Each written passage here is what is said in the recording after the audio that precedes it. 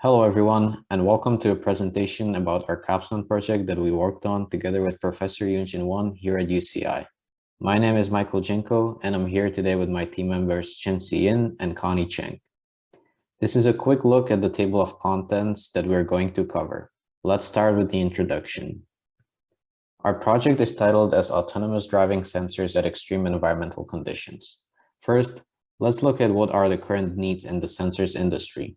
As we all know, self-driving vehicles that move without the intervention of human driver play a key role in the vehicle industry. To realize autonomous driving, it is essential to extract imaging data from various sensors that are installed on the vehicle. In other words, it is important to better understand sensor performance in extreme environmental conditions. In this project, we focus on the camera sensor and three different environmental conditions: temperature, humidity, and sandstorm or dust storm.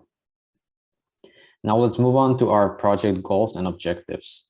We had to develop lab equipment to experimentally evaluate sensors, optical cameras in our case, at environments and to provide guidelines for engineering solutions, simulate and accelerate environmental conditions, especially when driving, demonstrate collective data sets to conceptualize prognostics and health management for intelligent autonomous vehicles, and discuss the potential hardware or software solutions to mitigate environmental conditions and to improve the reliability and confidence of vehicle systems.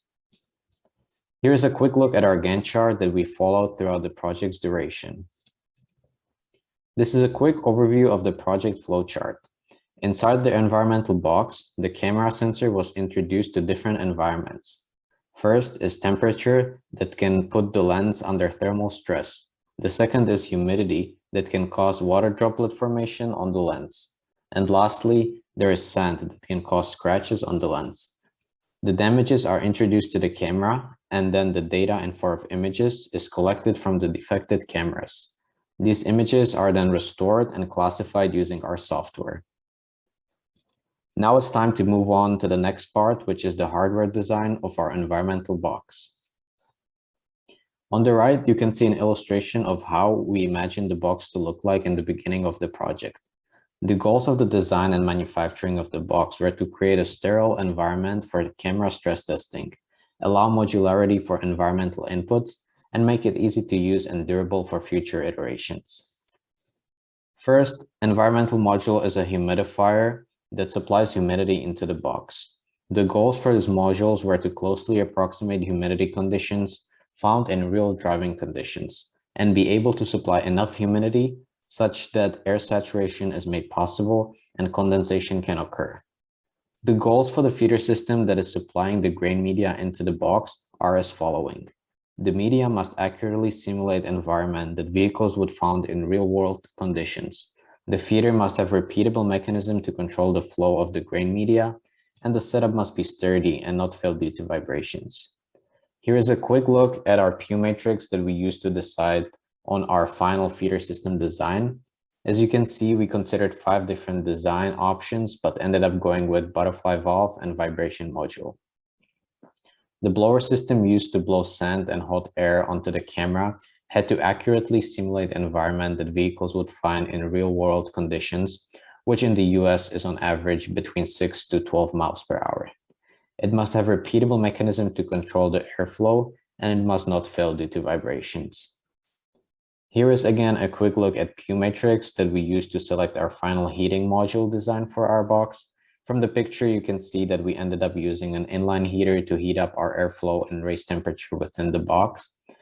I will now pass it to Chen, who will tell you more about the manufacturing of our setup and test results that we achieved. All right, let's have a quick overview for our experimental setups. Let's start with the environmental box itself. The box we picked is a locally sourced box. It's weatherproof, IP66 waterproof. It's designed for electronics housing and wired connections in an extreme weather condition. So it has a shorter lead time compared to the manufacturing box with aluminum. And so it has also has a minimal impact to schedule and overall functionalities. And it's increased the build quantity. Let's step to the feeder system. The feeder system center was marked 6.5-inch inches to the left of the box, and the team is trying to keep the feeder system closer to the camera to increase the chance of scratching. The team used the 2-inch MPT drill through the box, and the feeder system was secured in position with the 2-inch MPT adapter due to the diameter difference. And 2-inch MPT valve was flipped because there's not enough space to turn the handles clockwise. There's also a couple of problems during the manufacturing. The handheld drill high power consumption due to heavy weight of the drill heads. So the team has to stop and wait for battery to charge up when you get back to work. All right, let's go into the humidity system and the sensors. A 3/4 inch hole was drilled on the center of the top surface for the plastic tube to pass through, as you can see the image on the top right. And rubber grommets was used to secure the humidifier in position due to diameter difference. And the humidity sensor was secured to the left side of the box with a single 1/4 inch screws, as you can tell on the left side of the image. And the temperature sensor was also secured with the rubber grommets as well. And rubber grommets was used to secure both of the sensor in position. And the team was trying to keep both of the sensor as close to the camera as possible to have more accurate readings. And as we let's introduce the second camera to the right. As you can tell, it's the picture showing to the right. Second camera has been mounted on the bottom of the right wall, which is the opposite of the first camera. That allows the team to see clearly what's going on to the camera lenses, which is the first camera. And the bolt and washers were used to secure base of the camera to the wall. So the second camera was able to zoom, pan, and tilt. It's fully controllable through the software. On the bottom two pictures shows the blower system. A quarter inch IM connector to 1/4 inch male MPT adapter was used to replace current air line. 3/8 inch gas pipe line was used to replace the rubber hoses due to incorrect fittings, and the inline heater was placed to the right side of the box with the same height as the first camera. 3/8 inch floor flange was used to secure the inline heater in position. So hardware conclusions, all environmental modular was installed and their correct functionalities were tested, which means it's able to reach the desired values. And the temperature and the humidity inside of the box can be closely monitored and controlled using an Inkbird controller. And design of each modular allows for an easy replacement of any parts, and the box is robust and easy to use. And let's step into the experiment itself and the conclusions. So this is the top portion. It's the temperature and the humidity test that we run to test the limit of the overall setups. And we're just gonna focus more on the bottom, which is the sand test, which introduced the diameter to the camera lenses, and the humidity test also introduced another simulated droplet scenario. So this is a test result for fine sand. The test was not able to run with the sand in bigger grain size, so the team switched the test material to the fine sand, which is less than 100 microns. The feeder system was able to feed the sand into the test box, and the blower system was able to blow the sand against the first camera. But however, it's unable for the team to deliver, for the system to deliver scratches to the camera lenses. And the scratches on the camera lenses was proved to be the dirt in the later experiment.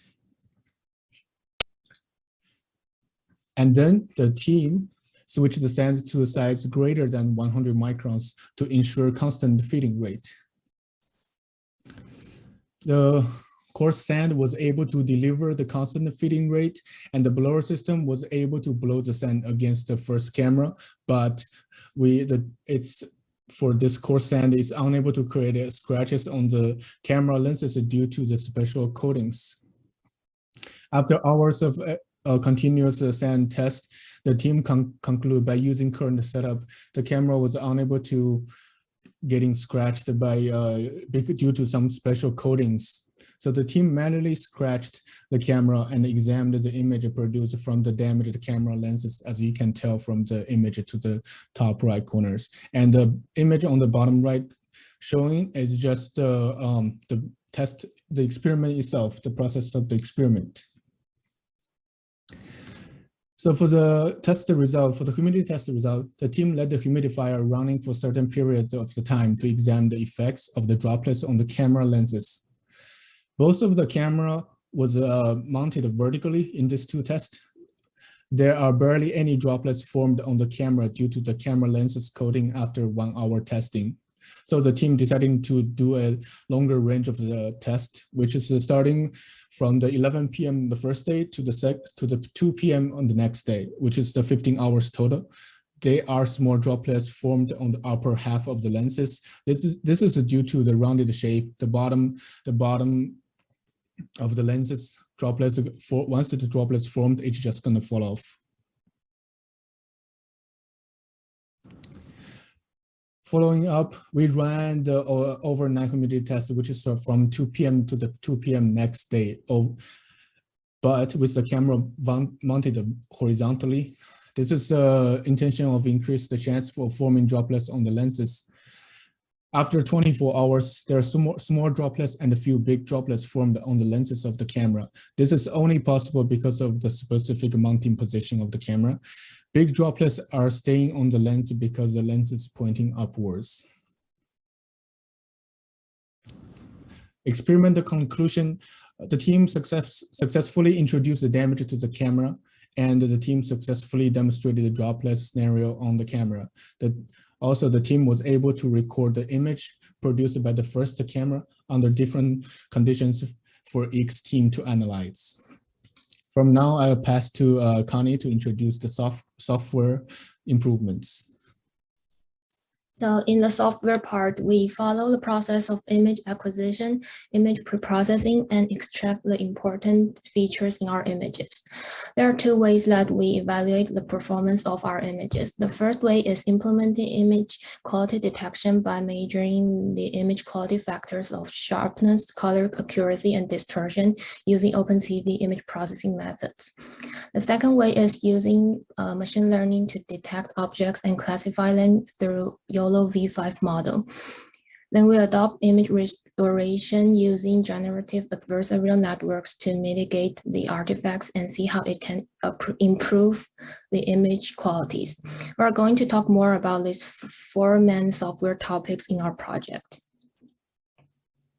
First, in order to have better feature extraction, we did preprocessing of cropping the region of interest to emphasize on the desired region or the test chart. We changed the color channels between RGB color codes to grayscale to meet the needs for different functions in OpenCV. And we will resize and reformat the images to normalize the images from different sources or cameras. Also, for the highly affected images, we implemented some image implanting method to remove and reconstruct the unwanted parts.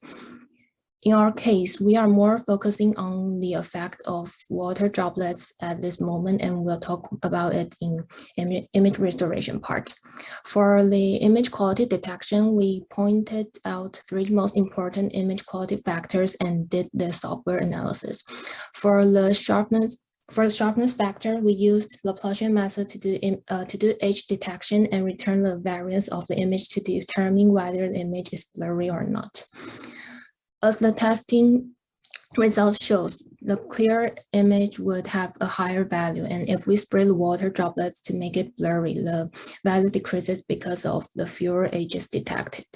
As for the color accuracy, we use the method of extracting the RGB value on a certain point and see if the color code has been changed. For the distortion factor, we use the OpenCV find Chesper corner function to get the distortion coefficients for the images and compare between them.